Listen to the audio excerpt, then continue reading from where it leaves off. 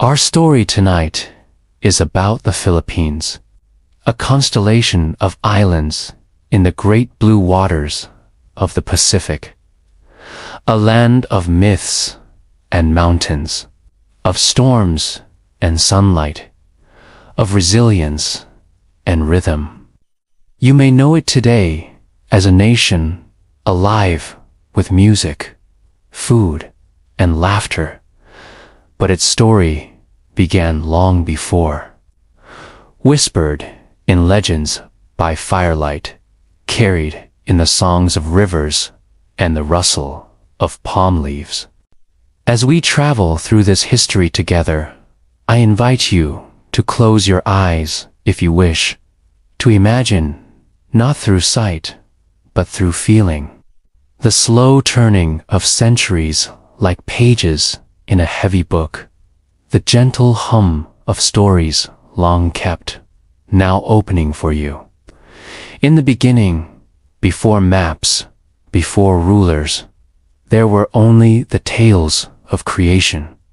In the northern islands, people whispered of Bethela, the supreme god who dwelled in the sky, watching over the world. The first man and woman, Malakas and Maganda Strong One and Beautiful One, were said to have risen from a split bamboo, carried by waves onto a shore where life would grow. In Visayan tales, the sea and the sky quarreled, their conflict giving birth to land, mountains, and creatures. In Mindanao, the Maranao people spoke of mighty beings, of Saramonic, the colorful bird of fortune, and of unseen spirits who lived among trees and waters. These were not just stories, but gentle ways of belonging, of explaining the rhythm of life, the mystery of storms and stars. Imagine sitting beside a fire, the night thick with crickets, and hearing these tales told in voices slow and melodic, almost like the sea itself breathing. Long before Spain, long before flags and borders, the ancestors of the Filipinos came by sea. Thousands of years ago, Austronesian peoples, skilled sailors with outrigger canoes, navigated the vast ocean guided by stars and swells. They brought with them rice and taro, pigs and chickens, weaving traditions and stories carried from island to island.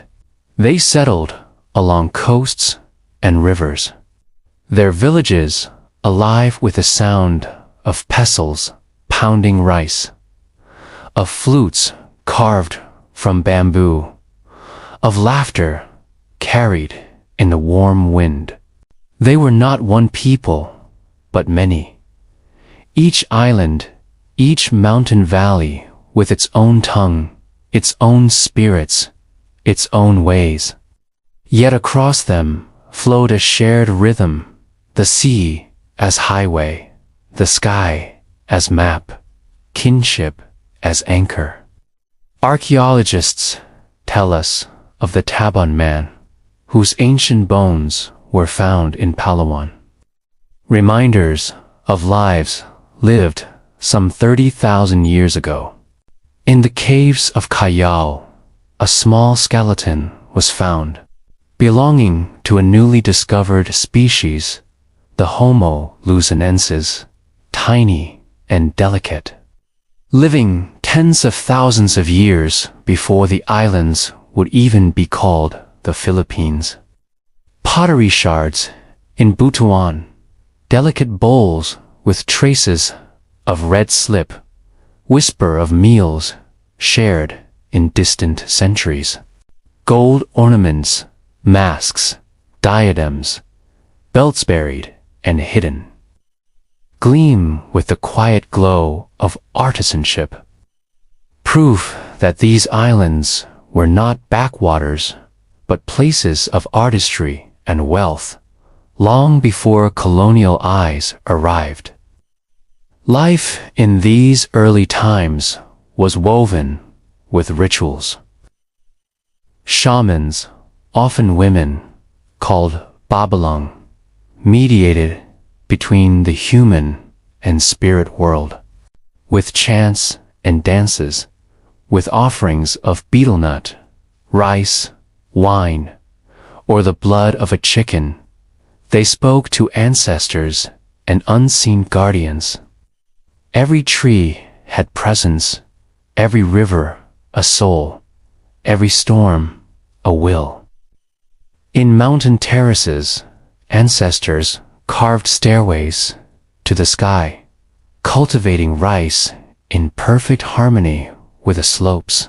In coastal villages, boats rested like sleeping animals on the sand, ready to sail for trade or fishing. Tattooed warriors, painted with intricate designs symbolizing bravery, stood as living canvases of courage. Trade tied the islands to the great currents of Asia. From China came porcelain, silks that shimmered like water, bronze mirrors reflecting not just faces, but the mingling of cultures. From India, stories of Hindu gods found their way, their echoes shaping local epics. From Arabia came Islam, carried by merchants and missionaries into Mindanao and the Sulu archipelago, where sultans arose, courts flourished, and mosques stood as symbols of faith and power. Yet even as outside influences touched these islands, the core remained uniquely local, blending, adapting, like waves merging into one another, yet never losing their rhythm. And so, in these earliest centuries, the Philippines was not yet one nation, but a tapestry of chiefdoms and communities, each luminous in its own way. Fires burned in the night. Ancestors were remembered. Spirits honored. Trade conducted. Harvests gathered. Songs sung under the silver gaze of the moon. The islands waited, unknowingly, for the sails that would one day appear on the horizon, bringing strangers with steel and crosses, seeking spice and souls. But before that great disruption, there was this, the hush of 1,000 shores, the pulse of life unbroken, the quiet flourishing of a people in rhythm with sea and sky. The centuries before the Spanish arrived were far from silent. They were filled with the quiet hum of thriving societies, delicate as woven mats, yet resilient as stone. Picture, if you will, a shoreline in the 1400s. Coconut palms sway. Waves lap against outriggers pulled onto sand, and children laugh as they chase each other through the tide pools. Behind the beach rises a cluster of homes on stilts, bamboo walls, and thatched roofs rustling in the wind. This was the barangay, basic community of the islands. A barangay was more than a village. It was a family extended outward, a living circle bound by loyalty and shared survival. At its head was the datu, a leader chosen for courage, wisdom, or heritage, who settled disputes and guided trade. Around him, more sometimes her, 4 women, 2, could rule lived the Timawa. Free men and women who farmed, fished, or crafted goods. Below them were the Alupin, dependents whose roles varied from debt bondsmen to servants. Though, unlike slavery in faraway empires, these statuses were often fluid. A person could work their way into freedom, and kinship ties softened the boundaries. All of this existed not as rigid walls, but as flowing streams of obligation and honor. Daily life in these barangays carried a rhythm you can almost hear. The low pounding of rice mortar at dawn, the crackle of hearths cooking root, crops, and fish, the clink of gold earrings and bracelets worn not just for vanity, but as symbols of status, wealth displayed in radiant detail. In many villages, men and women adorned themselves with tattoos, beautifully patterned lines, and spirals etched into skin with thorns and soot. Each mark a badge of valor, a history written on the body. So esteemed were these tattoos that foreign visitors later called the islanders the painted ones. And how these communities connected outward is a story woven with sails. Trade was the lifeblood, and the seas a vast highway.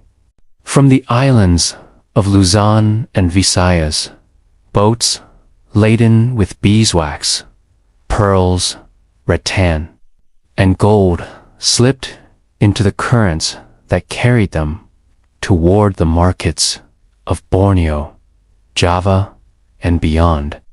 Butuan, in northern Mindanao, became a shimmering node in this network.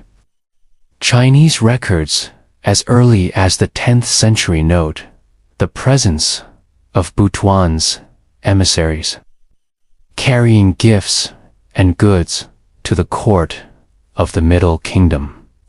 Imagine porcelain bowls, smooth and cool, resting in bamboo baskets. Bolts of silk, shimmering like rivers at dawn. Bronze mirrors reflecting the eyes of chiefs and shamans. But trade did not erase what was local. Instead, it blended and enriched. Epics were sung long oral tales that lasted through the night, recounting heroes and battles, the love of gods and mortals. In the Cordillera highlands, the Ifugo built their stairways of stone and earth, the rice terraces climbing green and endless into the mountains. Their engineering was precise, sustained by water channels and communal care, each terrace a testament to patience and harmony with the land. Down in the Visayas, warriors sailed on Caraqua, long warships with rows of oars, swift and elegant, painted with colors that gleamed in sunlight. In Mindanao, the sultanates of Sulu and Maguindanao grew powerful, weaving Islam with local tradition, their courts filled with the murmur of diplomacy, the rustle of robes, the scent of clove and cinnamon. Among the most enchanting treasures of this age was writing. Long before Europeans introduced their alphabets, the people of Luzon and Visayas wrote with Babayan, a script of flowing curves, inscribed on bamboo, palm leaves, or even carved delicately into bamboo containers. Each symbol represented a syllable, allowing thoughts, poems, contracts, and charms to be recorded. While paper rarely survived the humidity of the islands, the memory of these writings lingered. A reminder that literacy was not a foreign gift, but a homegrown art. Religion and spirituality colored every step of life.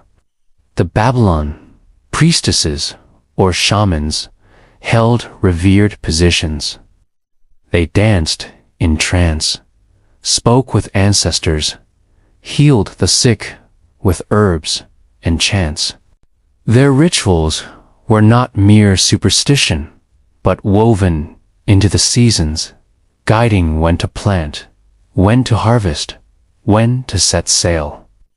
In some places, male shamans dressed in feminine attire, bridging genders in their sacred role, honored for their connection to the unseen. These figures remind us of a world where the boundaries between human, spirit, and nature were porous, like mist over water. And always, gold glimmered in the background. Gold was abundant in these islands, mined from rivers, hammered into masks that covered the faces of the dead, molded into jewelry of astonishing beauty. When the Spanish first arrived, they marveled at how even ordinary folk wore gold ornaments, as if the land itself spilled treasures into human hands.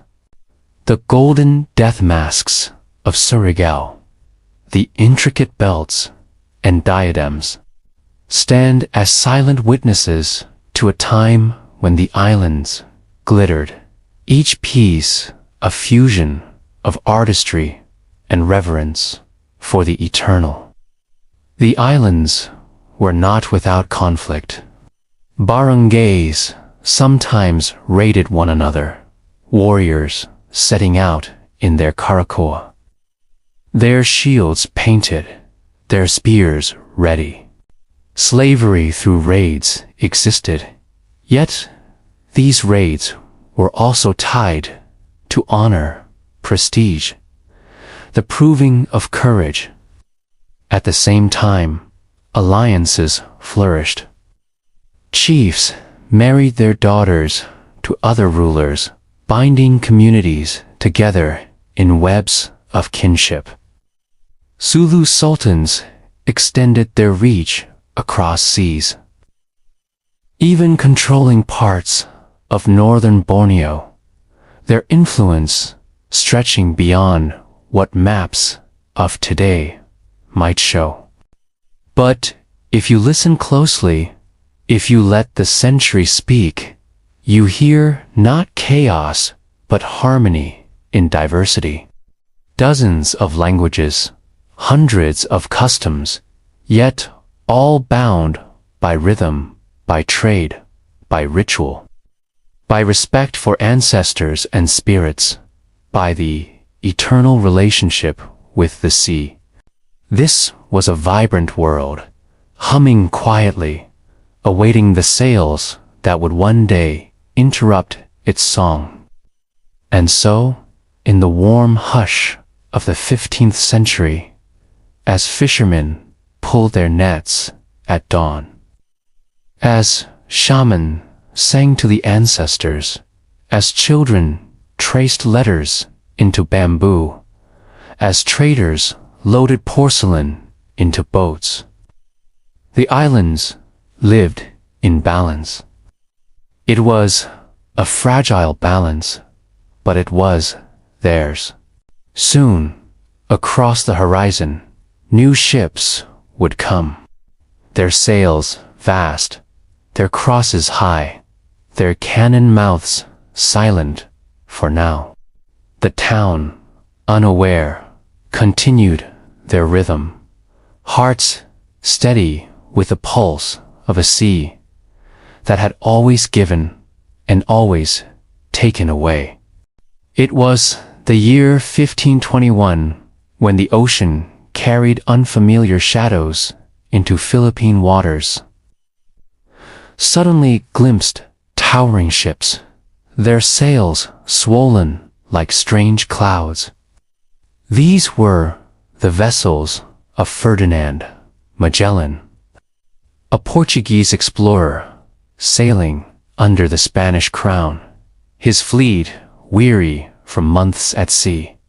Salt stained their clothes, sickness bent their bodies, but their eyes fixed on these islands as if they had stumbled into salvation. The arrival was not merely a meeting of strangers. It was the beginning of centuries of change. Magellan was welcomed first with kindness. Food and water were offered, gifts exchanged, hands outstretched. In Cebu, Raja Humabon embraced the newcomers, drawn to their strength, their weapons, and the promises of alliance. Soon, Humabon and his people were baptized into the Catholic faith, the flicker of candlelight on water marking a new chapter. Yet not all looked kindly upon the Spaniards. On the island of Mactan, the warrior chieftain Lapu-Lapu stood resolute. When Magellan sought to demand submission, Lapu-Lapu met him with defiance. The dawn of April 27th, 1521 was hushed but tense. Waves lapped against Mactan's shore as Magellan and his men approached. The battle was fierce but brief. Spears flew, shields clashed. The cries of warriors filled the humid air. Magellan fell that day, struck down in the shallows. To his crew, it was tragedy. To the islanders, it was defense, a statement that these lands would not bend so easily.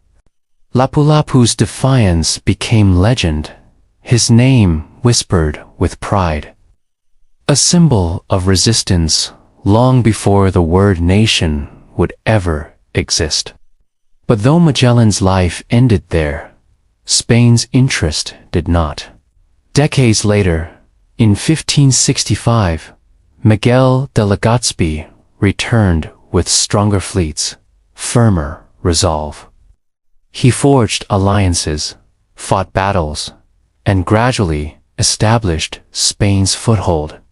Cebu became the first settlement, then Manila founded in 1571 upon the ruins of a thriving Muslim polity. With its sheltered bay and central position, Manila soon became the beating heart of Spain's colony in Asia, a city of walls and cathedrals rising from a land of nipa huts and bamboo. The transformation was profound. Catholicism spread with the zeal of friars who journeyed barefoot into villages, carrying crucifixes, rosaries, and books. They baptized children in rivers, taught prayers under the shade of trees, and replaced the chants of Babylon with Latin hymns.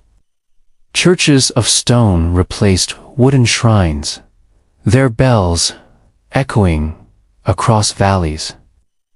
And yet, beneath the surface, many old beliefs did not vanish.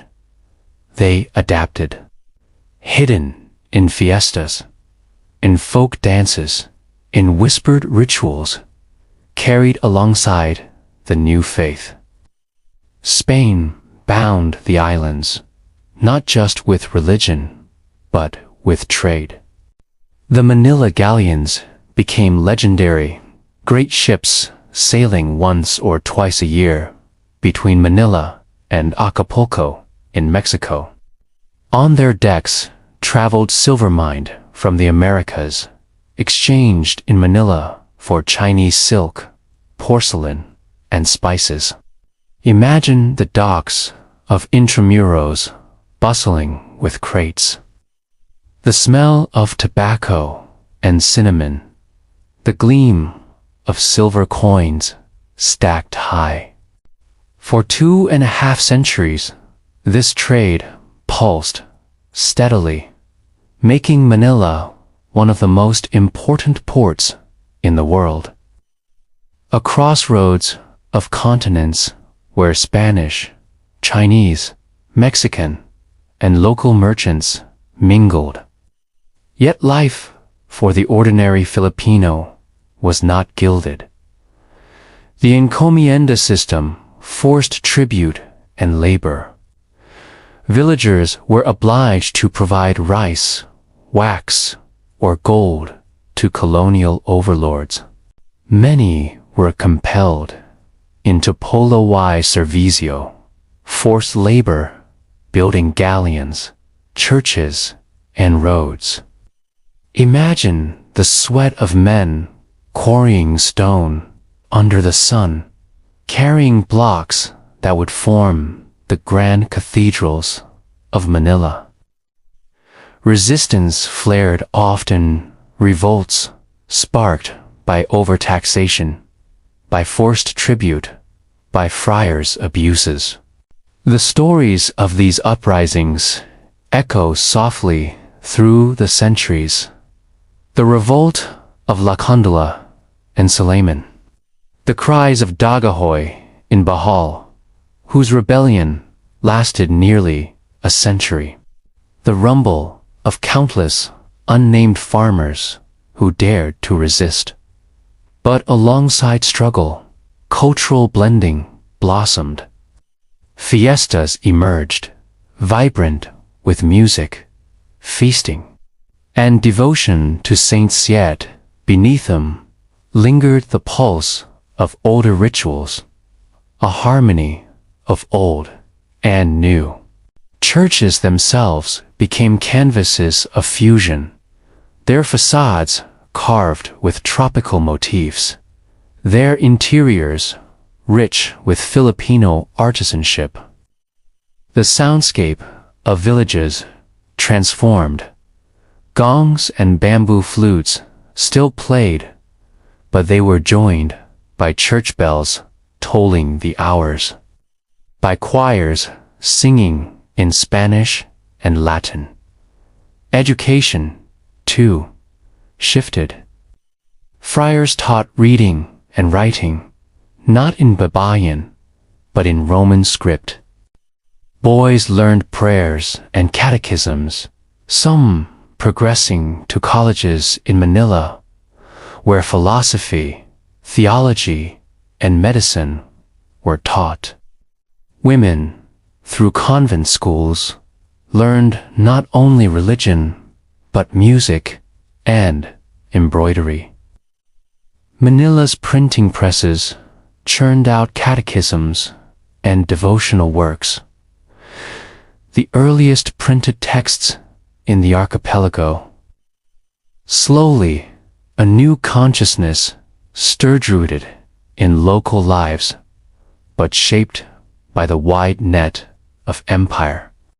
As centuries passed, Manila grew, both glittering and divided.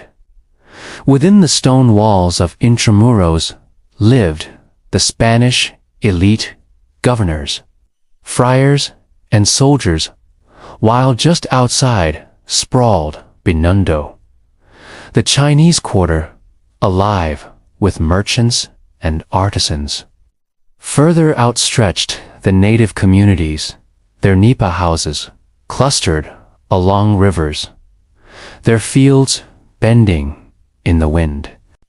It was a society layered with inequality, but also with currents of adaptation, as Filipinos absorbed, reshaped, and sometimes resisted the structures imposed upon them. The colonial era brought hardship, but it also tied the islands into the grand currents of the world. A farmer in Pampanga planting rice may not have known it, but the silver his tribute purchased was flowing to China, shifting empires. A weaver in Islacos spinning cotton unknowingly dressed merchants in Mexico. A fisherman in Visayas mending nets lived under skies crossed by the same ships that carried news between continents. The Philippines became quietly a hinge in global history, and through it all, a quiet strength endured. Beneath the friars' prayers, villagers still told stories of Bathala, of spirits in the forests. Beneath the encomendrous demands, farmers still gathered for harvest rituals, laughter rising like smoke. The Spanish era did not erase, layered, transformed, and sometimes scarred, but always the spirit beneath endured, waiting for the day it would rise again. The centuries of Spanish rule had not passed quietly. Each generation had known its share of uprisings, sparked by excessive tribute, by forced labor, by insults to dignity. But by the 19th century, something new began to flow through the islands, a current of ideas, of reform and national awakening, born not only from anger, but from vision. Imagine Manila in the early 1800s. The stone walls of Intramuros still stood firm, but outside them, the city had changed. Trade restrictions were loosened, and Manila's port opened to foreign merchants. Steamships arrived, carrying not only cargo, but also news, books, and ideas. Coffee from Batangas, sugar from Negros, abaca from Bicolol, found their way into international markets. With commerce came wealth for some families, and with wealth came education, often abroad. Young Filipinos of privilege traveled to Europe, their minds exposed to liberal thought, to the hum of revolutions and reforms stirring elsewhere. And yet, even as trade boomed, inequality deepened. Friars still held immense power, owning vast lands, controlling parishes, shaping local lives with authority unchecked. Many Filipino priests, though ordained, were denied the same privileges as Spaniards. This injustice burned brightest in 1872, when three priests, Mariano Burgos and Jacinto Zamora, were executed by garrote, accused falsely of aiding a mutiny in Cavite. Their deaths, cruel and deliberate, sent a shiver across the islands. People whispered their names, Gambers, like a quiet prayer of defiance. It was in this atmosphere that voices of reform rose. Foremost among them was Rizal, born in 1861 in Calamba, Laguna. Gentle, brilliant, and deeply observant, where he absorbed not only medicine and the sciences, but also the ferment of modern thought. In Madrid, in Paris, in Berlin, he wrote. And what he wrote became fire. His first novel, No Lie Me Tangere, unveiled the corruption of friars, the abuses of colonial society, the injustices suffered by the common people. His second, El Filibusterismo, darker and sharper, warned of the consequences should reform be denied. These books, banned by authorities but secretly read, spread like whispers through towns and villages. Imagine a candlelit room, a few men huddled together, reading passages aloud, their hearts quickened by recognition. For in the pages they found their own lives mirrored the suffering of farmers, the arrogance of friars, the yearning for dignity. But Rizal was not alone. Around him, in the of Madrid and the libraries of Paris, gathered other young Filipinos, the propagandists. Marcelo H. del Pilar, fiery with his pen. Graciano Llena, eloquent in speech. Mariano Ponce, quiet yet tireless. They wrote essays, edited newspapers like La Sola Daruda, argued not yet for full independence, but for reforms, representation in the Spanish Cortes, equality under the law, secularization of parishes. Their words, gentle as ink, yet sharp as steel, flowed back across the seas, read by a people hungry for change. And yet, in the islands, reform seemed ever out of reach. Spain's grip remained tight, the friars' power unyielding. In the shadows, frustration grew. It was not enough to write. Some whispered. The time had come to act. In 1892, Rizal returned to Manila, founding La Liga Filipina, a civic society aimed at uniting Filipinos, at pressing peacefully for reform. But within days, he was arrested, exiled to Dapitan in Mindanao, where he would live quietly, healing the sick, teaching and writing. His exile, however, could not silence the growing storm. From the roots of La Liga, a new, secret society emerged.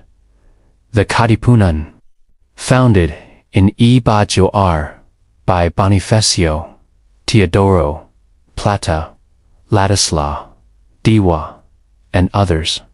It was an oath-bound brotherhood, dedicated not to reform, but to revolution. By candlelight, initiates cut their skin and signed their names in blood, pledging loyalty to the cause of independence. In hidden rooms, they printed pamphlets, forged bolos, whispered plans. Their symbol was the letter K for Chilean freedom.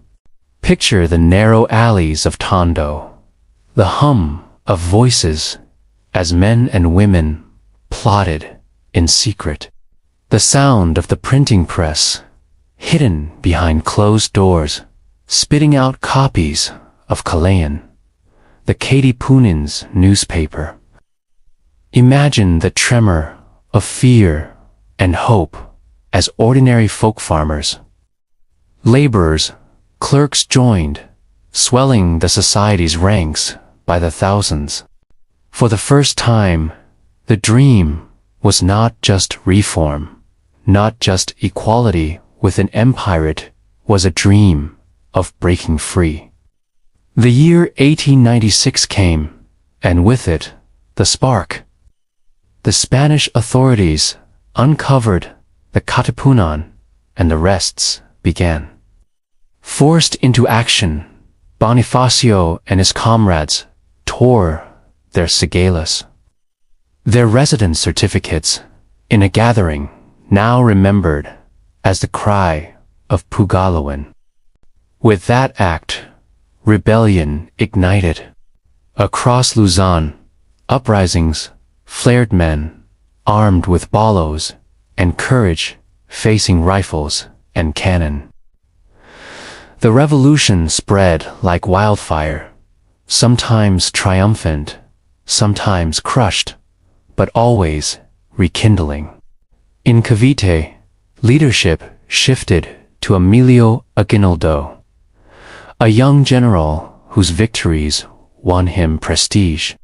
Yet, even within the revolution, divisions cut deep. Bonifacio and Aguinaldo clashed, their rivalry ending in tragedy. With Bonifacio executed by his own countrymen in 1897, the revolution stumbled, regrouped, and burned on. Rizal, though far from the battlefield, was drawn into its gravity.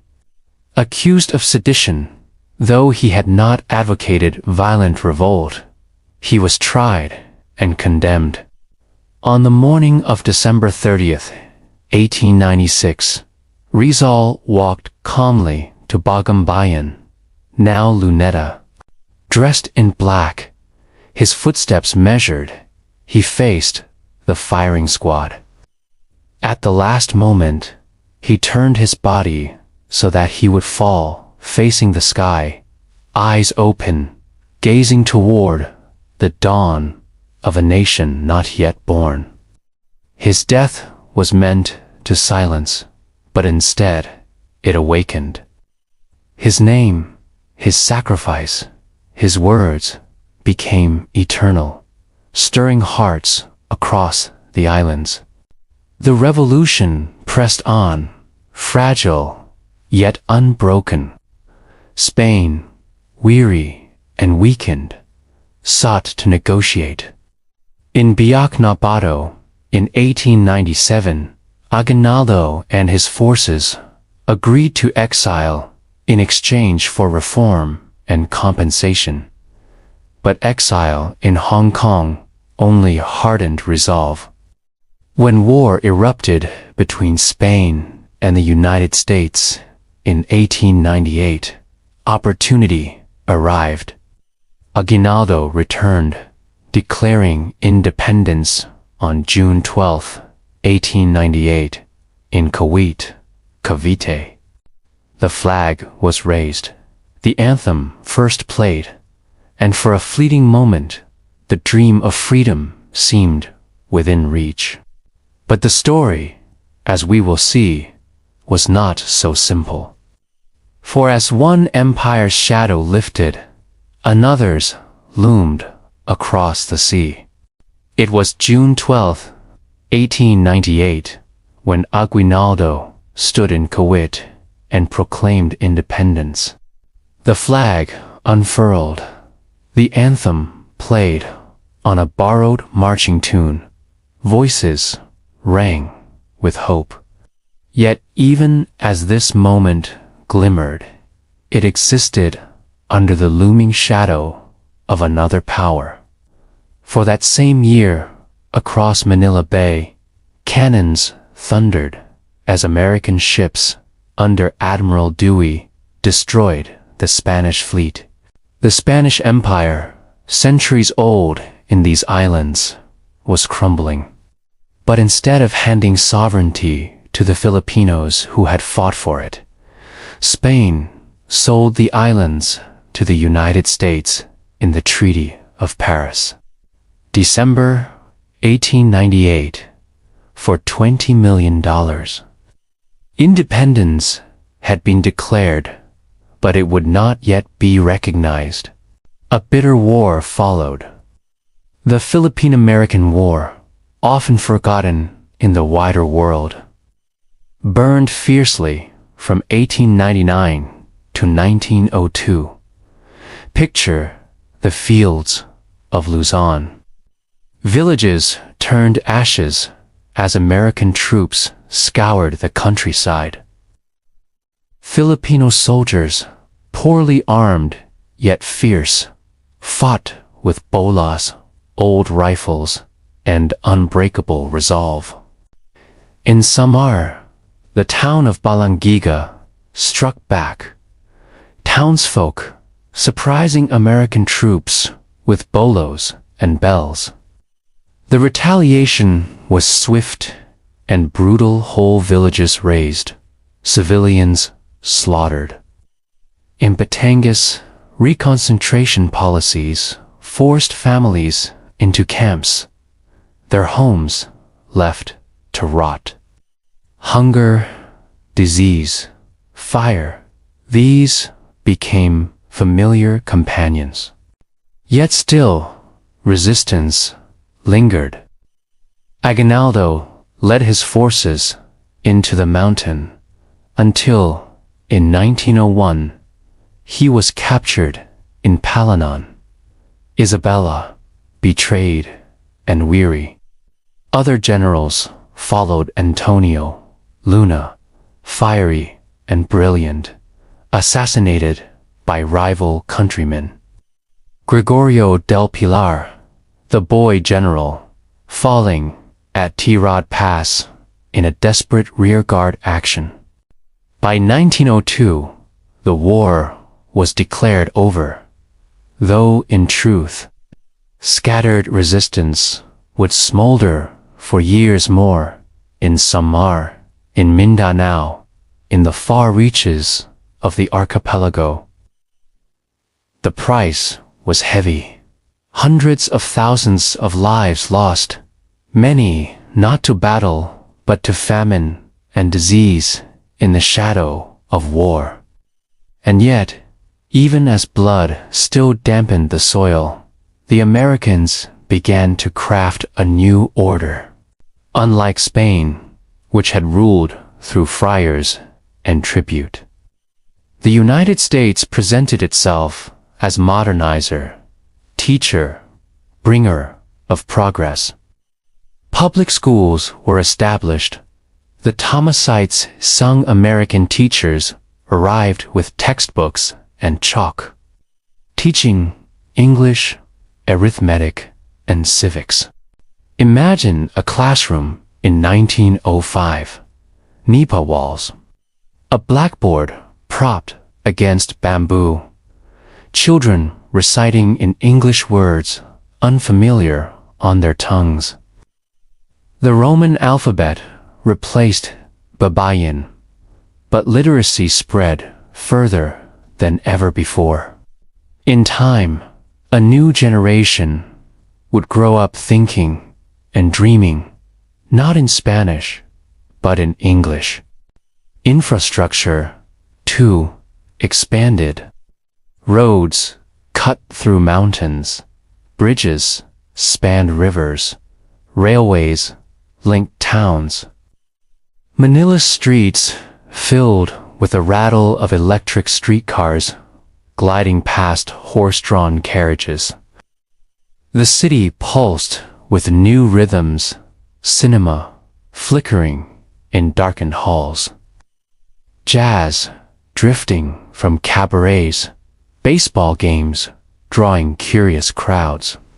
American culture mingled with local traditions, creating hybrids unique to the islands. But progress came with contradictions. Land remained unequally held. Peasants tilled fields they did not own. The new government, though promising autonomy, was dominated by an elite, wealthy families who adapted swiftly, securing influence. In the Muslim South, resistance burned longer.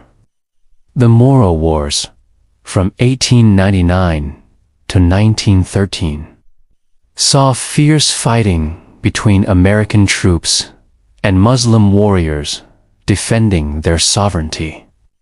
At Bud Dajo in Jalo in 1906, hundreds of Tausig men, women, children resisting American assault. Their memory seared into local lore. Yet, even amidst conflict, seeds of nationhood sprouted.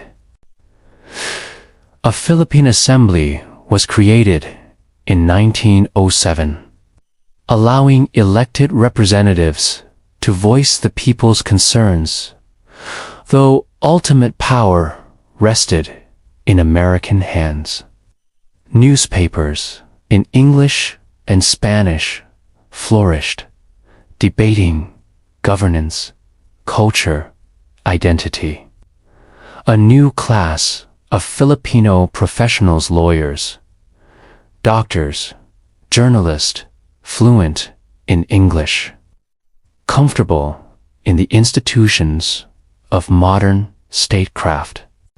They pressed steadily, patiently, for greater self-rule. And always, the question of identity lingered. Was the Philippines merely an American territory destined for absorption? Or was it a nation in waiting, its people quietly shaping their own destiny? The Americans, for their part, dangled independence as a future reward, while using the islands as a strategic outpost in Asia. By the 1930s, the dream seemed closer.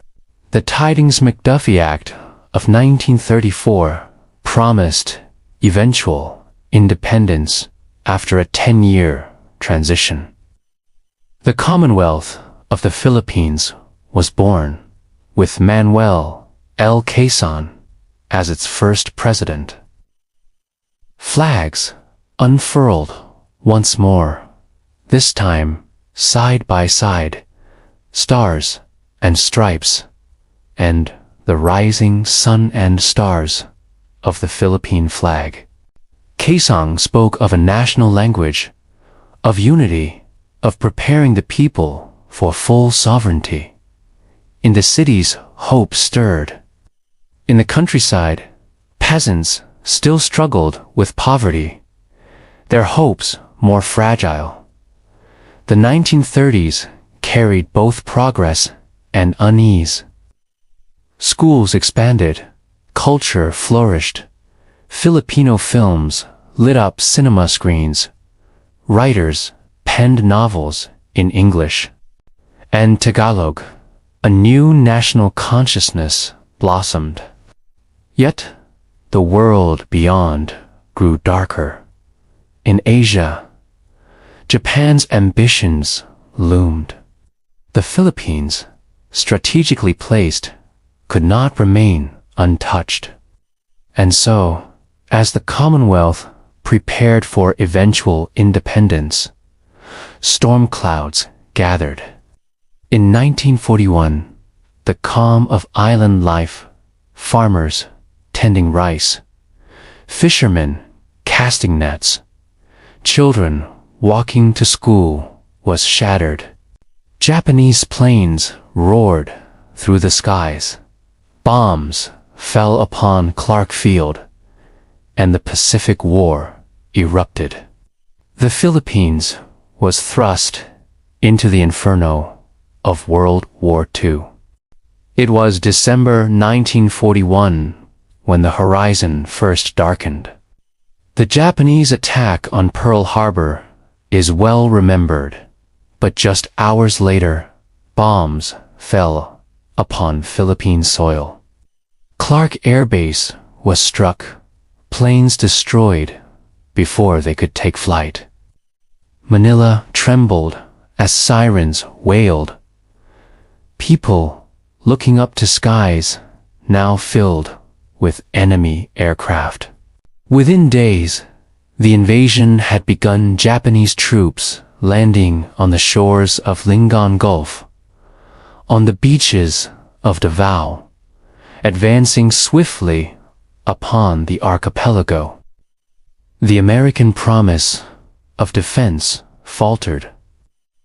General Douglas MacArthur, leading U.S. and Filipino forces, had vowed to resist, but the tide was overwhelming. The strategy shifted to retreat, to hold, to delay. Soldiers marched into the rugged peninsula of Bataan, their uniforms fraying, their supplies dwindling. Yet their resolve unbroken.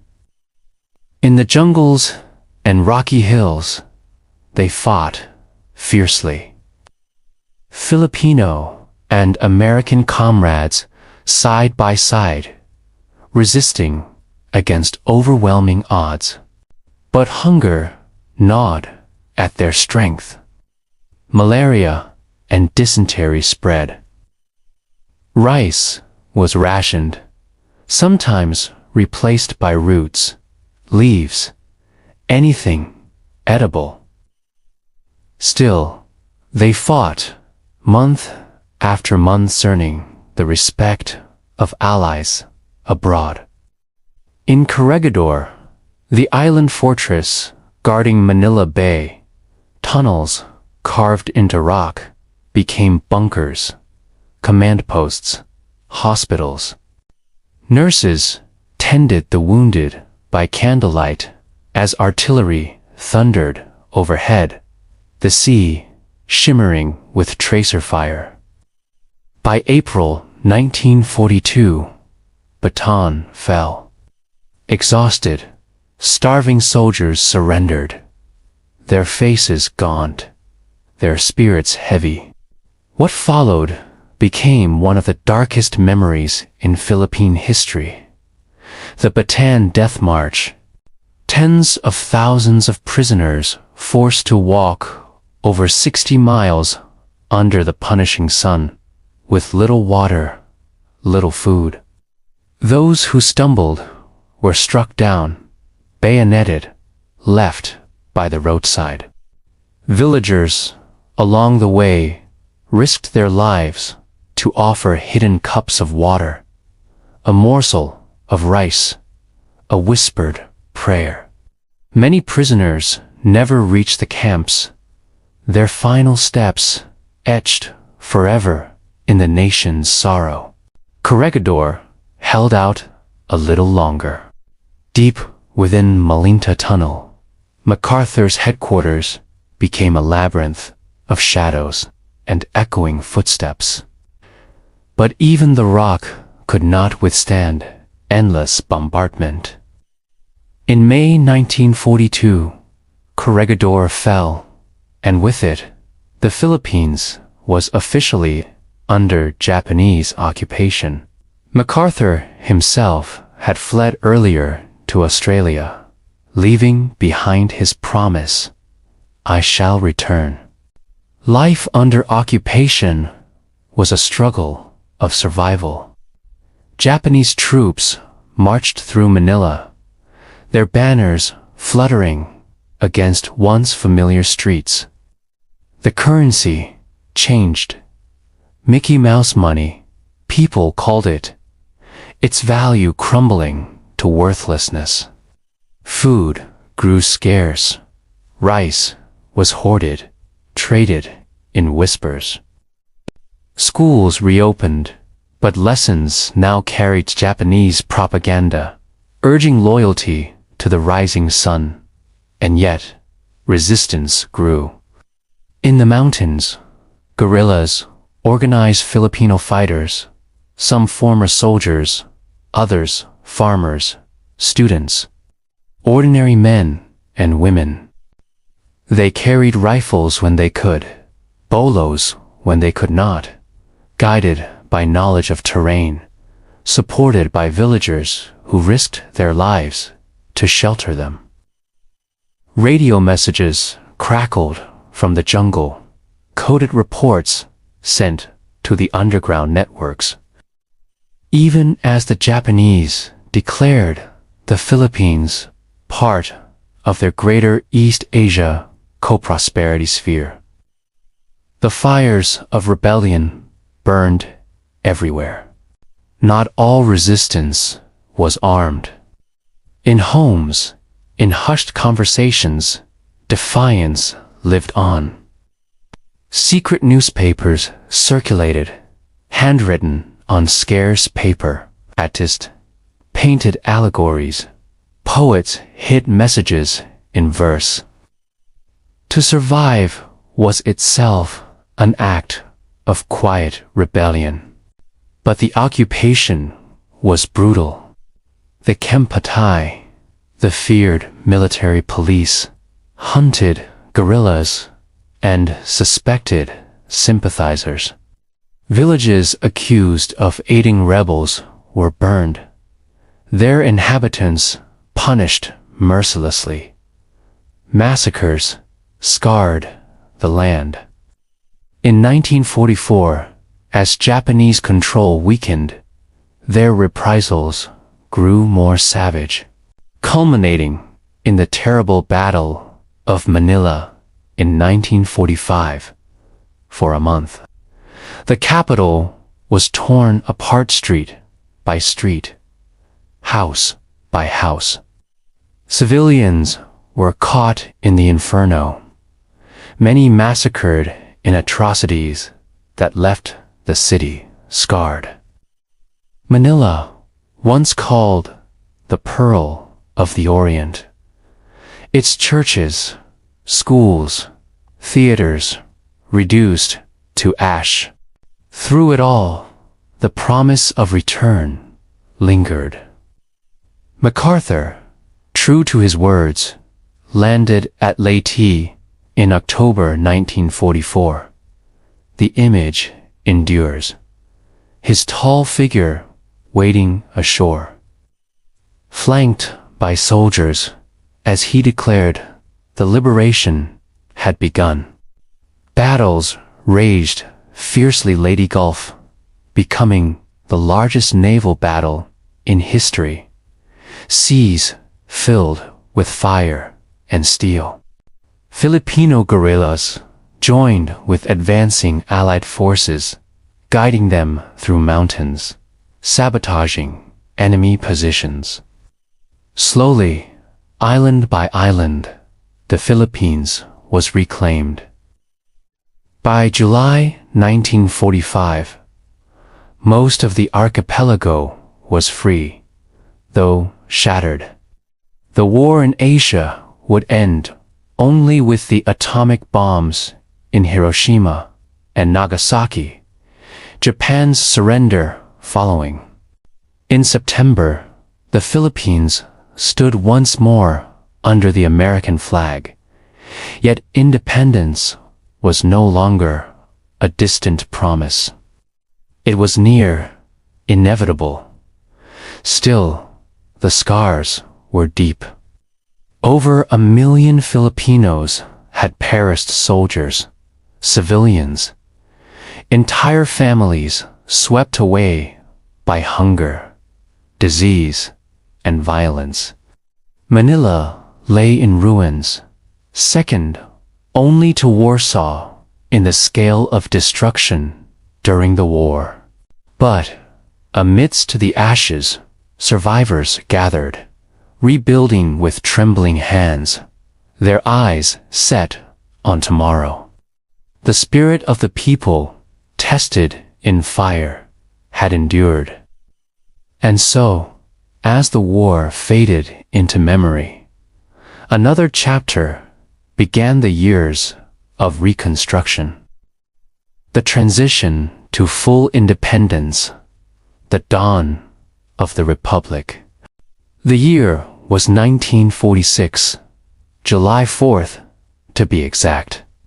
Beneath the wide sky of Manila, amid ruins still smoldering from war, a ceremony unfolded that had been long awaited.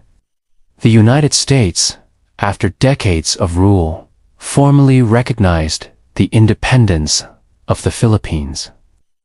The Philippine flag rose proudly, fluttering in the warm breeze, its sun and stars shining against the blue and red.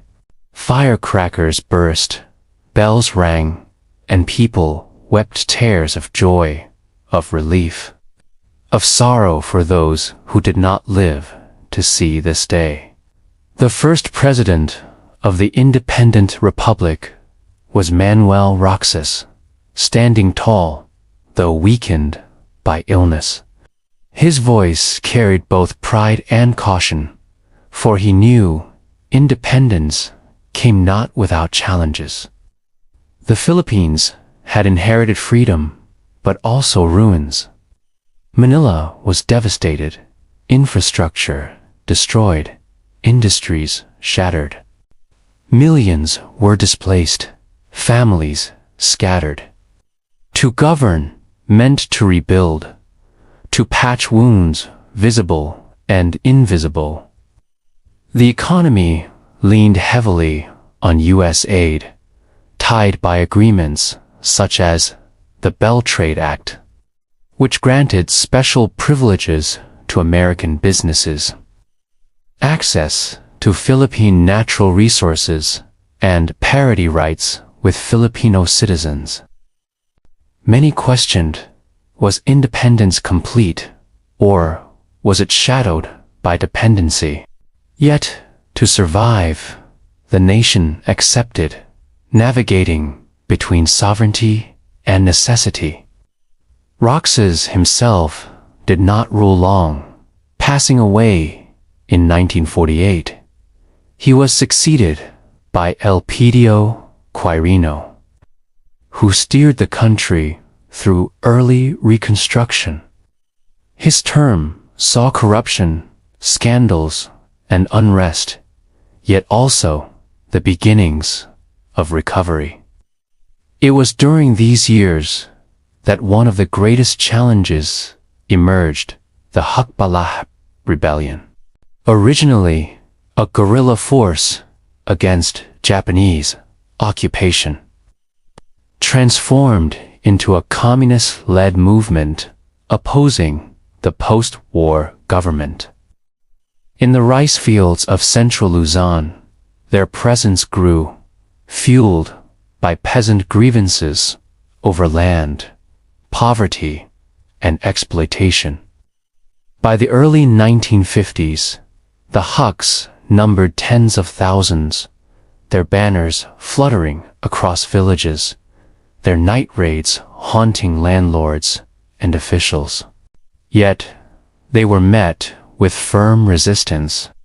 President Ramon Magsays, who rose to power in 1953, became known as the man of the masses. His leadership was charismatic, his approach to the Huk problem strategic. Rather than purely military, he sought reforms, resettling landless peasants in Mindanao, offering livelihood programs, and earning trust through humility. He traveled in simple clothes, rode with farmers, listened to grievances face to face. His popularity soared, his governance remembered as one of honesty and closeness to the people. But fate struck cruelly. Magsays' life was cut short in 1957 when a plane crash ended his promising leadership. The nation mourned deeply, grieving a man they had truly loved. The 1950s also marked a period of cultural blooming. Radio dramas filled evenings with suspense and romance, while the first Filipino films earned international recognition. Writers like Nick Joaquin and Carlos Bulosan painted the struggles and dreams of their people in prose, while artists infused both Western and indigenous styles into new expressions. The nation was young, eager to define its voice. Politically, the Philippines aligned firmly with the United States during the Cold War. American military bases at Clark and Subic Bay became strongholds, symbols of alliance, but also sources of controversy. Aid flowed, modernization followed, yet so did dependency. Beneath the surface, questions stirred. Was this the true shape of independence, or merely a new form of reliance? The 1960s brought optimism with economic growth and international recognition. President Diosdado Macapagal shifted the Independence Day from July 4th to June 12th, honoring the 1898 proclamation in Kuwait by Emilio Aguinaldo. This symbolic move reminded the people that their struggle for freedom began long before American presence. He was also father to Gloria Macapagal Arroyo, who decades later would lead the country herself. Then came Ferdinand Marcos, elected in 1965, a man who cast a long, controversial shadow over Philippine history. At first, he projected vigor, youthful, disciplined, with a vision of progress. Roads expanded, bridges stretched across rivers, dams rose to harness water.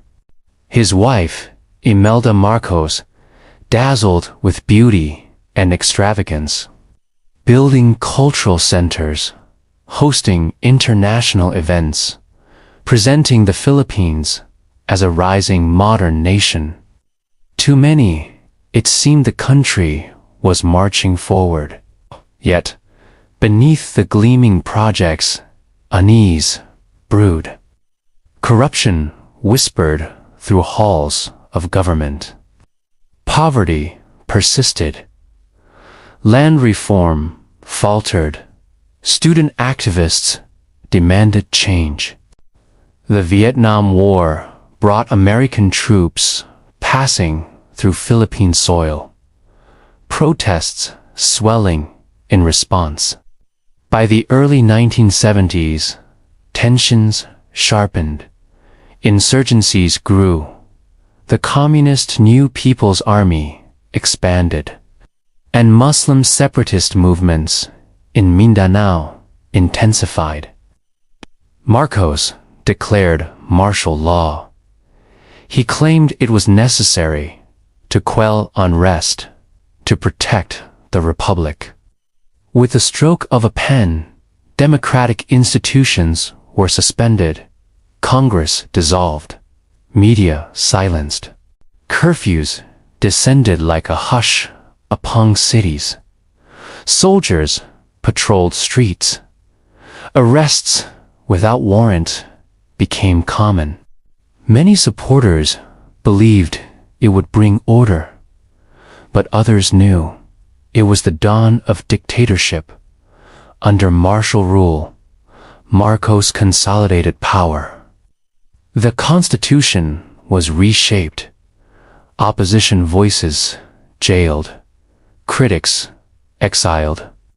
Imelda, meanwhile, amassed wealth and influence, her collection of shoes becoming infamous.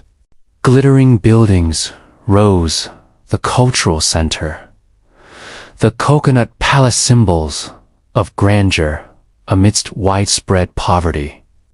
Billions of dollars flowed into the pockets of cronies, while the nation sank deeper into debt. Infrastructure expanded, tourism was promoted, international pageants hosted. Foreign dignitaries admired the facade of progress, even as whispers of torture, disappearances, and repression haunted the shadows. The Philippines became a land of contrasts, glitter and fear, progress and decay. As the 1980s dawned, the illusion cracked. Economic crisis worsened, inflation soared, discontent grew. The assassination of Benigno Ninoy Aquino Jr. in 1983 shocked the nation. Returning from exile to challenge Marcos, he was gunned down at the airport tarmac, his blood staining the dream of freedom. His death ignited outrage, awakening the people's courage once more. From hushed gatherings to massive protests, the movement swelled. Candlelit vigils, church bells, student marches, workers' strikes, all voices converged, demanding change. By 1986, the People Power Revolution gathered at Epifanio de los Santos Avenue. Known as EDSA, millions filled the streets. Priests, nuns, families, soldiers holding rosaries, flowers, banners of hope. Tanks rolled forward but halted, soldiers embracing civilians instead of firing. Helicopters defected, loyalty shifted, and the once mighty regime crumbled. Marcos fled into exile, carried away on American planes. The dictator was gone, and a new leader emerged, Corazon Aquino, widow of Ninoy, the first woman president of the Philippines. Her yellow banners fluttered in the wind, her humble presence embodying a return to democracy. People power had triumphed, not by guns, but by courage, faith, and unity. The years after 1986 shimmered with hope, yet trembled with uncertainty. Corazon Aquino, clad in yellow, symbolized a return to democracy. She was not a career politician, but rather a housewife drawn into history by tragedy and destiny. Her presidency carried both promise and peril. The 1987 Constitution was drafted, restoring democratic institutions, protecting civil liberties, and limiting presidential powers to prevent another dictatorship. It was a rebirth of freedom, a safeguard against tyranny. Yet stability was elusive. Aquino's government faced 7 coup attempts, led by discontented military factions loyal to Marcos or impatient for greater change. Several times, tanks rolled again, fighter jets threatened the skies, and Manila braced itself. Each time, the people rallied, defending their democracy, and Aquino endured. But the turbulence left scars, both economic and psychological. Investors hesitated, poverty remained deep, and insurgencies in the countryside continued. Despite the chaos, there was progress. Land reform moved slowly, yet the comprehensive agrarian reform program CARP was introduced, aiming to redistribute farmland to tenants. Though its implementation was fraught with loopholes, it planted seeds of justice. In Mindanao, conflicts with the Moro National Liberation Front sought negotiated peace, though lasting settlement would take decades. Aquino's term ended in 1992, when Fidel V. Ramos, a general and former Marcos ally turned reformist, became president. Ramos brought stability, charisma, and a vision of modernization. His tenure was marked by economic growth, infrastructure development, and renewed foreign investments. He encouraged privatization, deregulation, and liberalization, aligning with global trends of the 1990s.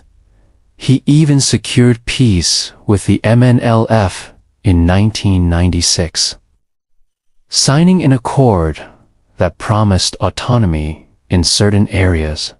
Culturally, the 1990s were vibrant. Filipino music flourished with bands like Eraserheads and River Maya, defining an entire generation. Television expanded. Cinema captured both laughter and struggle. And literature thrived with voices like Jessica Hagedorn, bringing Filipino stories to the global stage.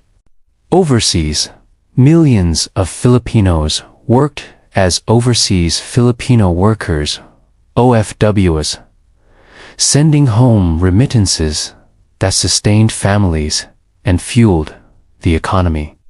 Their sacrifices became a lifeline, yet also a poignant reminder of a nation whose children often had to leave to survive. In 1998, the centennial of Philippine independence was celebrated, but also marked by change in leadership. The charismatic actor-turned-politician Joseph Estrada swept into power, beloved by the masses for his populist charm. His presidency, however, soon unraveled under accusations of corruption, cronyism, and mismanagement. The Asian financial crisis of 1997 lingered, weakening the economy further. By 2001, discontent peaked. The EDSA to revolution unfolded smaller than 1986, yet powerful. Citizens gathered again at the shrine of democracy, calling for Estrada's removal. The military and key institutions withdrew support, and Estrada was ousted, replaced by his vice president, Gloria Macapagal Arroyo, daughter of former President Diosdado Macapagal. Arroyo's long presidency, stretching from 2001 to 2010, was a storm of contradictions. She stabilized the economy, introduced reforms in taxation, and presided over steady GDP growth. The Philippines entered the digital age more deeply, with texting becoming a cultural force. So much so that the nation was called the texting capital of the world. Technology connected people, reshaped communication, and amplified political discourse. Yet Arroyo's tenure was marred by scandals. The Hello Garhi tapes, alleging election manipulation, corruption cases, and accusations of authoritarian tendencies. Protests erupted, trust wavered, yet she remained in power, navigating crises with resilience and calculation. In Mindanao, new clashes erupted with the Moro Islamic Liberation Front. Peace, elusive and fragile. The 2000s also bore tragedies and triumphs. Typhoons devastated communities like Andoy Quetzana in 2009, submerging Manila in floodwaters. Volcanoes rumbled, Earthquakes shook, reminding the people of their island home's restless earth. Yet resilience shone. Filipinos became known worldwide for their capacity to rise from disaster with humor, faith, and solidarity. Internationally, the Filipino diaspora expanded further. Nurses, engineers, teachers, and domestic workers contributing to societies abroad while carrying the spirit of home. By 2010, the nation turned once more to hope with the election of Benigno Noynoy Aquino III, son of Cory and Ninoy. His campaign slogan, Dang Machuid, straight path, promised honesty and reform. Under his leadership, the Philippines experienced economic growth, hailed as one of Asia's rising economies. Anti-corruption measures gained traction, and the country earned a place on the global stage, even winning a case against China in 2016 at The Hague over maritime disputes in the South China Sea. Culturally, Filipinos excelled in international arenas. Boxer Manny Pacquiao became a global sports icon. Beauty queens won crowns, and artists made names abroad. Filipino pride blossomed, carried by achievements that transcended borders. But as the decade neared its end, frustrations also mounted. Equality persisted. Infrastructure lagged, and political dynasties endured. A new fiery voice was rising, promising order through strength, echoing both admiration and fear. The winds were shifting once again. The year was 2016, and the Philippines found itself gripped by a new kind of political energy, fiery, populist, raw. Into the spotlight stepped Rodrigo Duterte, longtime mayor of Davao City in Mindanao, a figure both celebrated and feared. He spoke with bluntness, with the language of the streets, promising to crush crime, end corruption, and restore discipline. His words electrified some, alarmed others, but for millions, weary of elite politics and unmet promises, he was the strong man they believed could deliver change. Duterte's presidency reshaped the nation's tone. His most controversial legacy was the war on drugs, a campaign that sought to eradicate narcotics, but brought with it thousands of extrajudicial killings, sparking international condemnation and deep debates at home. Supporters praised his iron hand, believing streets grew safer. Critics decried the erosion of human rights, the silencing of dissent, the chilling climate for journalists and activists. It was a presidency that polarized, dividing families and communities with passion on both sides. Foreign policy shifted as well. Duterte pivoted away from traditional U.S. alignment, courting closer ties with China and Russia, though the Philippines remained bound by its history and treaties with the West. His government downplayed the 2016 Hague ruling that had favored Philippine claims in the South China Sea, sparking outrage from nationalists but reflecting his pragmatic, transactional style. Yet, even as geopolitics swirled, ordinary life continued, the bustle of jeepneys in Manila, the hum of karaoke nights, the scent of grilled isa on city streets. Economically, the Philippines entered a phase of infrastructure ambition. Duterte launched the Build program, pouring resources into roads, bridges, airports, and railways. Construction cranes dotted skylines, highways stretched across islands, and hopes grew that the country could finally overcome decades of lagging infrastructure. Yet poverty still lingered, uneven development persisted, and the wealth gap remained a stubborn scar.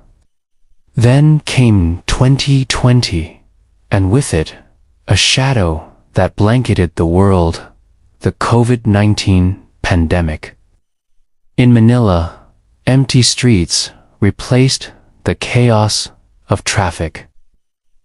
In towns and barangays, checkpoints and quarantines became daily life. The Philippines struggled with overwhelmed hospitals, scarce vaccines, and long lockdowns that crippled the economy. Millions lost jobs. Classrooms fell silent as children shifted to online learning, and families endured separation under travel bans. Yet resilience surfaced once more. Communities organized relief drives, neighbors shared what little they had. And the Bayanihan spirit, the ancient tradition of collective aid, reignited in modern form. As Duterte's term neared its end, history curved in an uncanny circle. In 2022, the Philippines elected Ferdinand Bongbong Marcos Jr., son of the very dictator ousted by people power in 1986. Alongside him, Sara Duterte, daughter of Rodrigo Duterte, became vice president. The alliance of two dynasties, Marcos and Duterte, signaled both continuity and controversy. For some, it was vindication, a rewriting of narratives. For others, it was a painful reminder of wounds unresolved. Marcos Jr.'s presidency began amid global uncertainty. The war in Ukraine disrupted economies worldwide, inflation soared, and the Philippines faced rising food and energy costs. His government emphasized unity, food security, and modernization of agriculture. He sought warmer relations with both China and the US, walking the tightrope of geopolitics. Meanwhile, young Filipinos, digital natives, shaped by social media, navigated a new era of information, where TikTok dances, online activism, and historical debates collided in the fast streams of the internet. Today, the Philippines stands vibrant, complex, and endlessly resilient. Over 110 million people scattered across more than 7,600 islands weave a tapestry of contradictions and hopes. It is a nation where towering skyscrapers rise beside shantytowns, where ancient rituals survive alongside futuristic technologies, where beauty queens and boxers share headlines with scientists, artists, and ordinary heroes. And always, there is the sea. The restless Pacific, the gentle lull of waves against Palawan shores. The roar of typhoons lashing Samar and Bicol. The endless horizon that has always connected Filipinos to the wider world. Through migrations, ancient and modern, through colonization and independence, through dictatorship and democracy, through hardship and celebration, the sea has watched, timeless and patient. Now, as we drift into the present, the Philippines carries forward its eternal story. A land shaped by volcanoes and storms, by conquerors and revolutionaries, by prayers whispered in churches and songs sung on bamboo guitars. A land of contradictions, of hardship and laughter, of exile and homecoming, of forgetting and remembering. And so, in this quiet hour, the story is not finished. For history continues each day, with every jeepney horn, every prayer whispered at dawn, every OFW boarding a plane, every child reciting the alphabet in a barrio classroom, every storm endured, every victory celebrated. The Philippines is not just a story of the past, it is a living, breathing tale, still unfolding under the same stars that watched over the first settlers tens of thousands of years ago. Listen now. The waves still roll, the carabao still graze, the church bells still ring, and the people resilient, joyful, enduring, carry their nation forward into tomorrow. To understand the Philippines today is to listen to a symphony of diverse voices, each island carrying a song that is distinct, yet woven together into one archipelago. Too often, the story is told only through Manila's lens, but in truth, the heartbeat of the Philippines is scattered across the mountains of Mindanao, the rice terraces of the Cordilleras, the coral reefs of Palawan, and the sugar fields of Negros. Regional cultures, living traditions. In the Cordillera Highlands, the Ifugao people continue to tend their rice terraces, ancient stairways carved into the mountains over 2,000 years ago. The terraces are not just farmland, but sacred landscapes where rituals of planting and harvest are offered to ancestral spirits. Congs still beat in village festivals, echoing across valleys. While wooden Beulah's guardian rice granary figures stand watch, young Cordillerans today mix hip-hop with traditional chants, wearing woven fabrics dyed in red and black patterns, finding balance between preservation and innovation. In the Visayas, festivals explode with color. The Sinulog in Cebu with its river of dancers. The Atahan in Aklan with its painted faces. The Dinajang in Iloilo with its thunderous drumbeats. These festivals are both Catholic devotion and indigenous memory reminders of the island's dual heritage. The Visayan seas still yield fish, seaweed, and pearls. But they are also places where environmental activism rise, protecting corals, mangroves, and marine life from overfishing and climate stress. In Mindanao, the story is layered. The Lumad peoples, indigenous to the southern mountains, struggle to preserve their ancestral domains against mining and militarization. Their dances, like the Singkil and Pagdiwata, continue to be performed with grace, though often reinterpreted for cultural shows. The Moro communities, descendants of the Islamic sultanates, still honor traditions of the Kolintang gong music and weave intricate okir designs into wood and fabric. The creation of the Bangsamoro Autonomous Region in Muslim Mindanao, Barm, in 2019 was a historic step, giving Moro people self-governance long denied.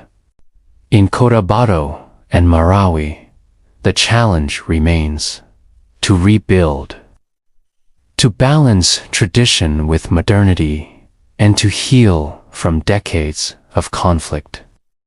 Folk beliefs and spirituality, even in an age of cell phones and satellites, folk spirituality breathes in Filipino life.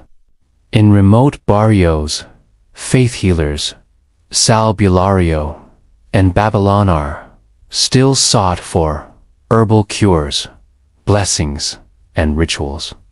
Catholic saints are prayed to, but often fused with older animist beliefs. Saint Isidore, blessing harvests, Saint Michael, protecting from storms.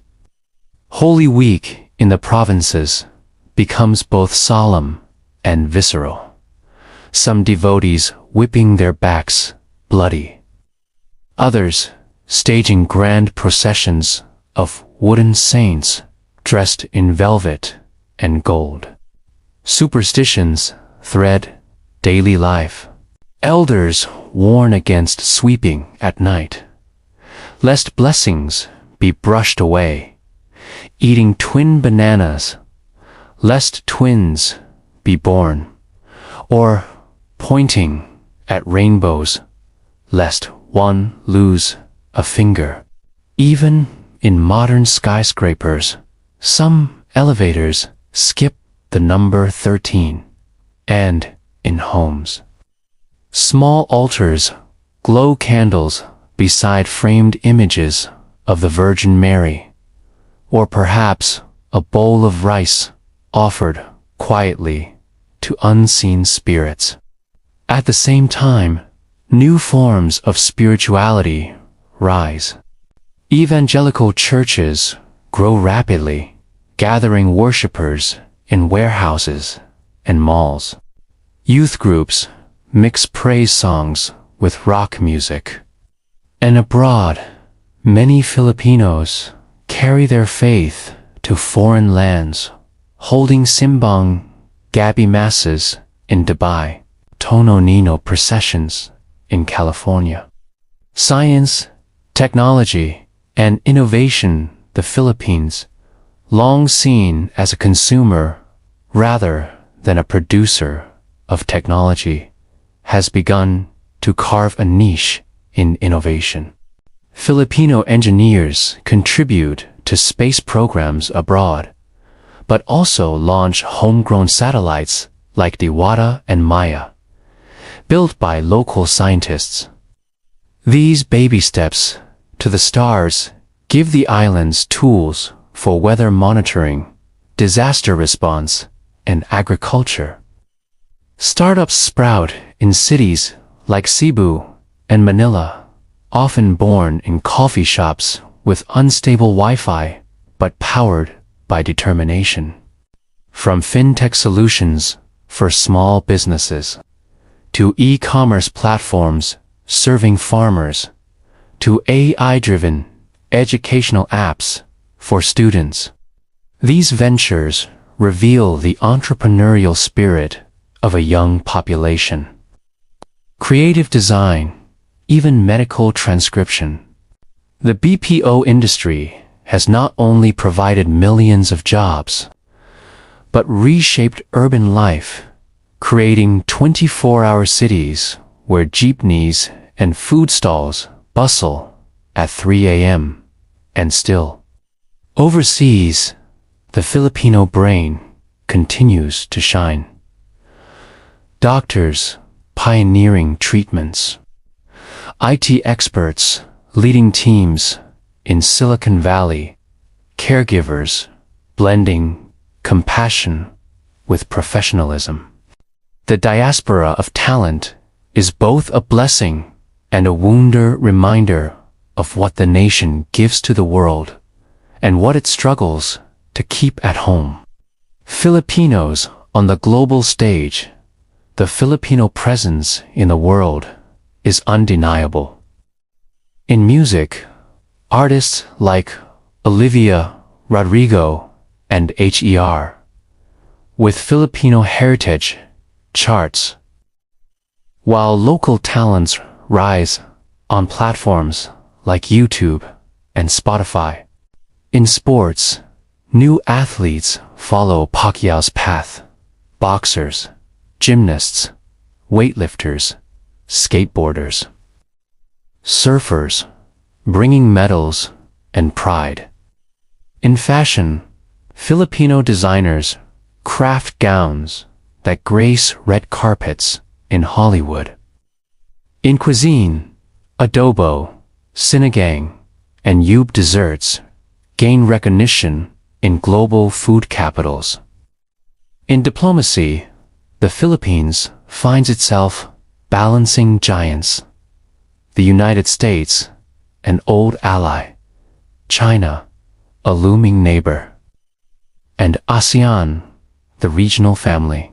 Its voice in climate negotiations grows louder, for it is one of the nations most at risk from rising seas and stronger storms. Filipino youth climate activists march with banners reading, "There is no Planet B." The near future, 2023 to 2025 and beyond. As the nation looks ahead, challenges remain deep. Poverty, corruption, inequality, the rural-urban divide, political dynasties. Yet hope breathes in small places, in community pantries where neighbors share food, in bamboo bikes crafted by local artisans, in classrooms where children, wide-eyed, dream of being pilots, scientists, singers, healers. Technology will continue to shape identity. Artificial intelligence, robotics, and green energy projects are slowly being introduced. Solar panels glisten on some rooftops, though many homes still light candles during brownouts. Farming may evolve, with drones surveying fields, but the heart of the land will always remain with the farmer's hands.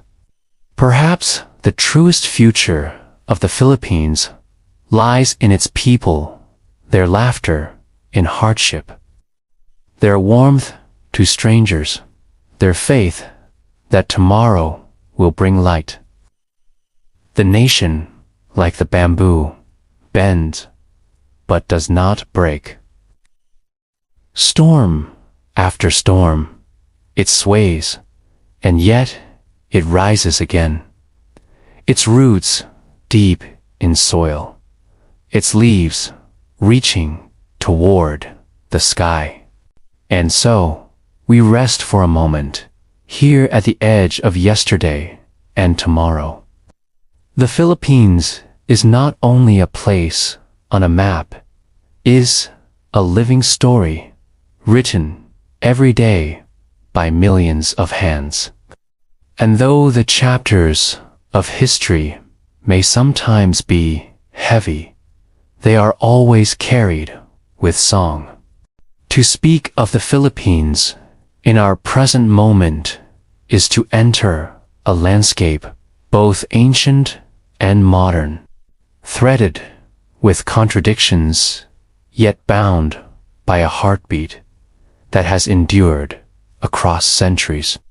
It is a land where the story has never truly ended, where every sunrise writes new lines upon the parchment of its past, and where the voices of millions scattered across islands and oceans create a harmony both fragile and strong. In the early years of the 2020s, as the world began to emerge from the long shadow of the pandemic, Filipinos carried forward lessons etched in hardship.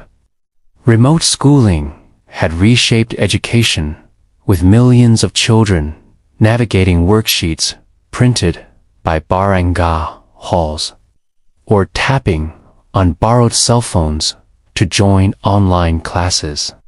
Teachers became not only educators, but community lifelines, printing handouts at their own cost, hiking through muddy fields to deliver lessons, bridging digital divides with sheer persistence. Parents learned to be co-teachers, guiding lessons by candlelight when electricity faltered. The classroom had spilled into the kitchens and bamboo huts of the archipelago, and though inequity persisted, resilience glowed. Healthcare, once overlooked, became a central conversation. The valor of frontline workers, nurses, doctors, midwives, barangay health volunteers was etched into the collective memory. Many were underpaid, yet they served with courage. And their sacrifices rekindled debates on the need for stronger public hospitals, better wages, and respect for the profession. Overseas, Filipino nurses once again became pillars in foreign hospitals, from New York to London, from Dubai to Tokyo, earning the gratitude of strangers, even as their own families at home missed their presence. Economically, the years after the pandemic were turbulent. Inflation pushed up prices of rice, onions, fuel staples of everyday life. A kilo of onions at one point became as costly as meat, sparking jokes, memes, and protests. Yet, beneath the humor lay real hunger for many households. Farmers, long marginalized, continued to toil in the rice paddies of Nueva Ecija, the sugar fields of Negros, the coconut groves of Quezon. Marcos Jr., who had appointed himself Secretary of Agriculture at the start of his presidency, promised reforms and food sufficiency.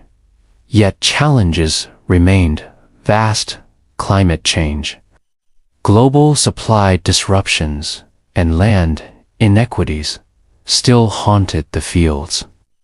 The seas, too, became both promise and peril.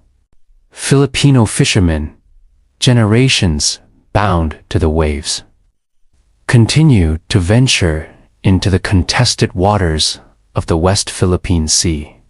There, wooden bangkas, painted in bright blues and reds, floated beside the shadow of steel-gray Chinese vessels, a David and Goliath drama repeating each day. Some fishermen returned home with bountiful catch, others with stories of harassment or empty nets. Yet the sea has always been life in the islands, its bounty a reminder of both fragility and strength. In the cities, change pulsed quickly. Manila, ever chaotic, continued to swell with people, its skyline dotted with cranes and glass towers, while traffic on EDSA moved in its eternal slow crawl. New bridges rose over the Pasig River, while underground railway tunnels were bored deep beneath the earth.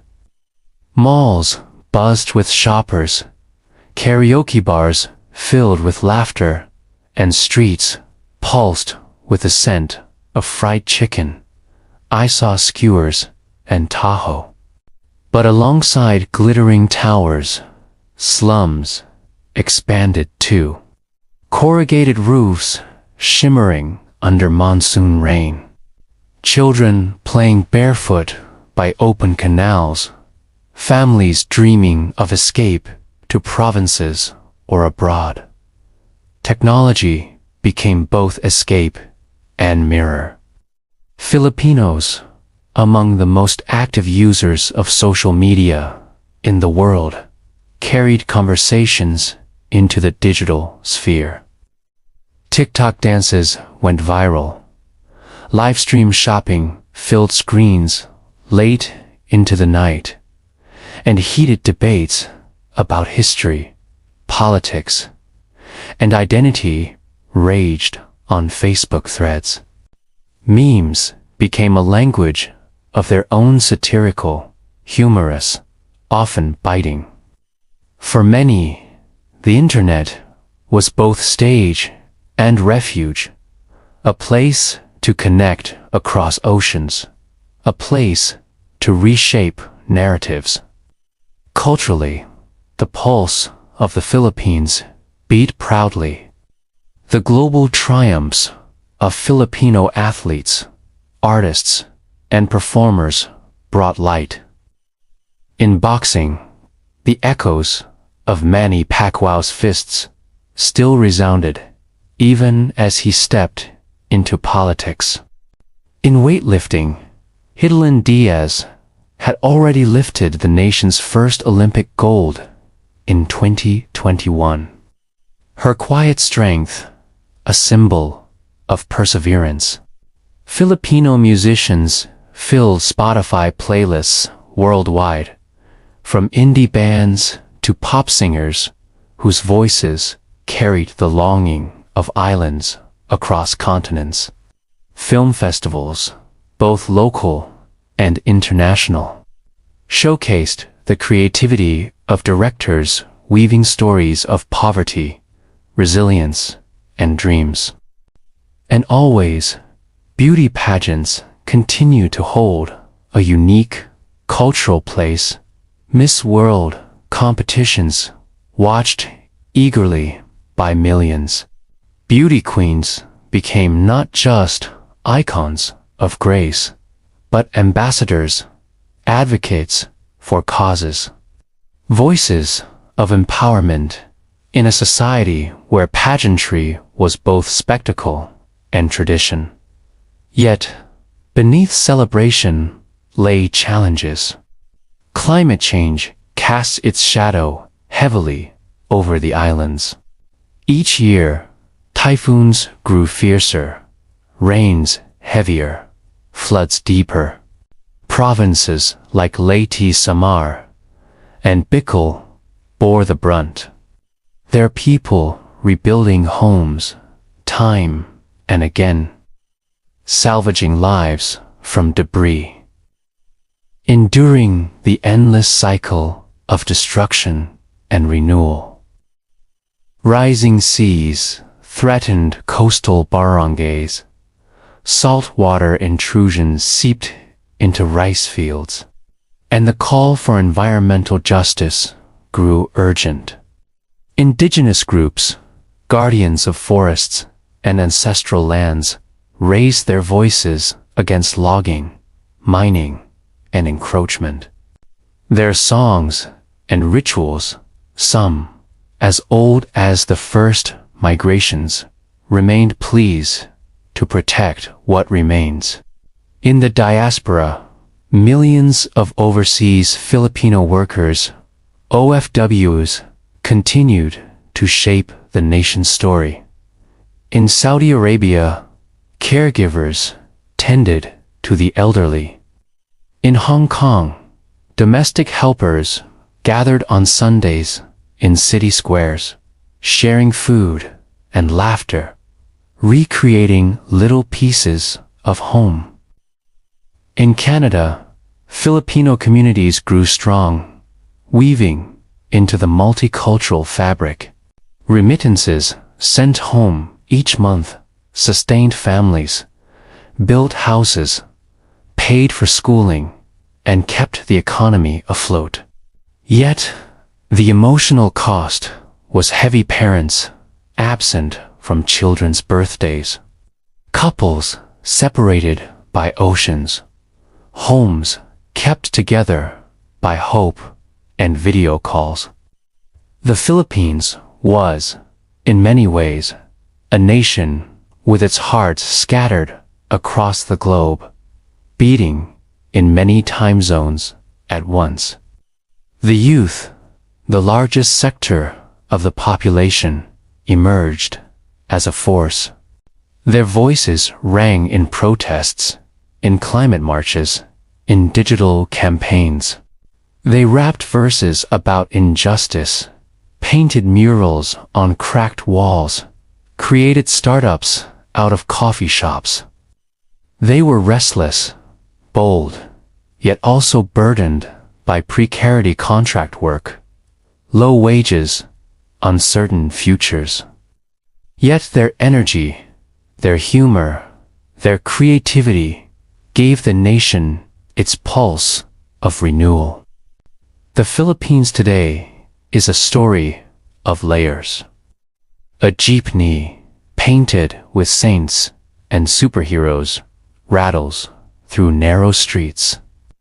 A call center agent takes a graveyard shift, speaking with an American customer from a cubicle in Makati.